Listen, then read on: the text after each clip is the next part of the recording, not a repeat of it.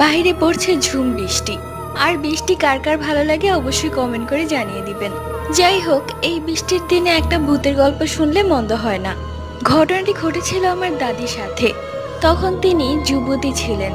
তখন আমার দাদির বিয়েও হয়নি, তার বড় ভাইয়ের বিয়ে হয়েছিল। সেই বিয়ের দিন রাতের বেলা দাদি সেজে গুজে একটি বেলগাছের নিচ দিয়ে যাচ্ছিল, যেখানটায় তার ভাইয়ার বিয়ের অনুষ্ঠান হচ্ছিল।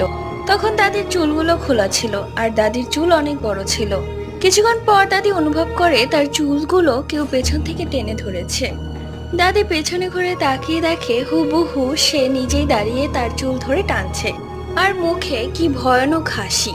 এটা দেখে দাদি এক চিৎকার দেয়। সাথে সাথে দাদির একটা ভাইয়া সেখানে চলে আসে।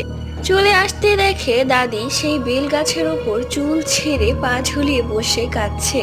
তারা সবাই বুঝতে পারে যে দাদিকে ভূতে ধরেছে।